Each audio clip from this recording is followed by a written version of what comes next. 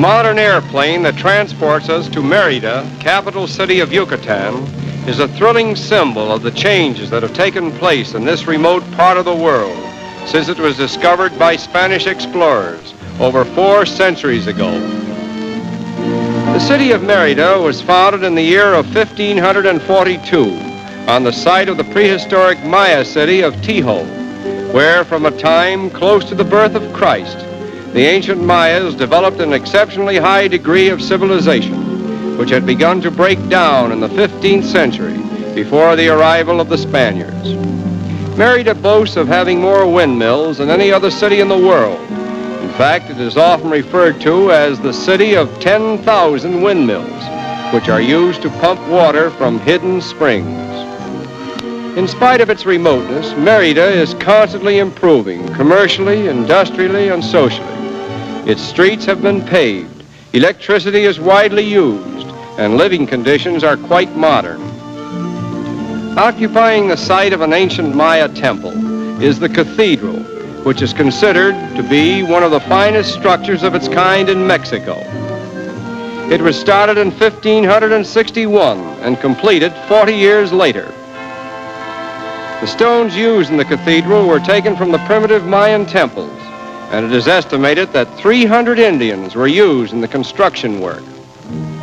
Mérida's modern motion picture theaters contribute considerably to local knowledge of what is going on in the outside world, and they also present an interesting architectural contrast between the present and the past, as exemplified in this picturesque old edifice, known as the Municipal Palace. It was here that Yucatan proclaimed its independence from Spain on September 15, 1821, after more than 2.5 centuries of Spanish dominion. Nevertheless, the architecture of old Spain still holds a conspicuous place in Mérida and adds much to the quaintness and charm of the city. Floral beauty is appreciated by all peoples and all countries, but in Mérida it seems to attain a more exalted feeling. In fact, it borders on flower worship, and in some instances it parallels religion itself. Although the Yucatecans are noted for their tolerance and broad-mindedness, the outstanding religion of Yucatan is Catholicism, and many fine churches bear witness to the unfailing devotion of the people to that creed. The gayest season in Mérida is during the annual carnival, which begins in mid-February and continues for several weeks. Although concerts and festivals are arranged at this time, dancing is the most popular diversion.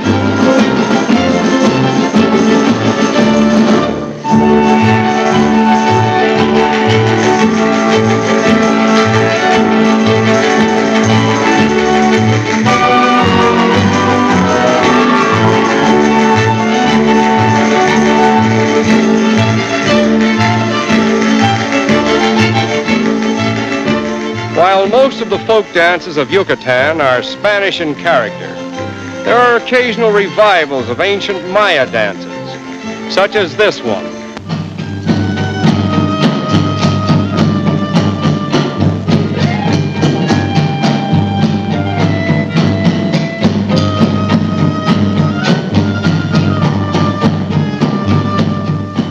This dance goes on indefinitely, but our plane now takes us to another quaint city in Yucatan, known as Campeche, situated 90 miles southwest of Mérida on the peninsula of Yucatan, overlooking the historic Bay of Campeche.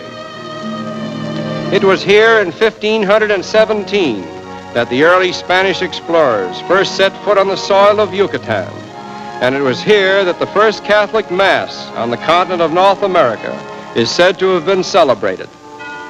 The actual location of the improvised altar before which the valiant conquistadores are believed to have knelt is marked by this cornerstone. Centuries have passed, and they who worshipped here are no more, but the old church stands as a tribute to their memory. The old walls 8 feet thick which still surround the city of Campeche are in a remarkably good state of preservation, even though their construction dates back to the 16th and 17th centuries.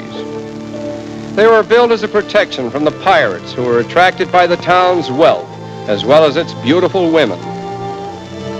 Generally speaking, Campeche, like Mérida, is a fair city of peace, order, security, and noteworthy cleanliness, inhabited by a courteous and friendly people who love learning and progress, and emphasize it by sending many of their young men and women to foreign colleges and universities for their education.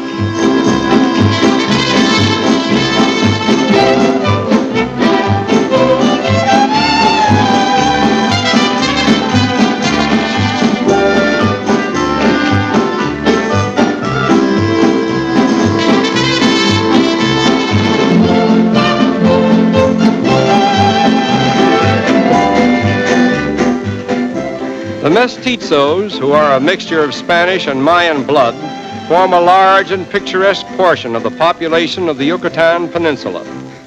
They are inherently peaceful and contented, and they still cling tenaciously to the manners and customs of their ancestors.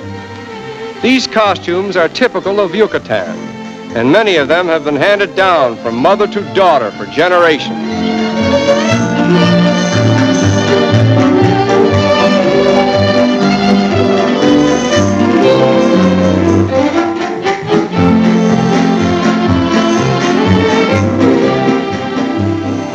After meeting a few of the native senoritas of Campeche, we can understand why it was necessary for their ancestors to build walls around the city as protection from the roving buccaneers of the Spanish Main. It is always with much reluctance that we say farewell to native pulchritude in any country, but that is the fate of world travelers, and now again we must sail away to other ports of call. Before departing, however, we will take a final glimpse of the Venetian-like Bay of Campeche, the countless little windmills that rise above the dwellings in the town that was once a commercial metropolis in the New World, where Spanish galleons found haven and the glory of Spain reached its zenith.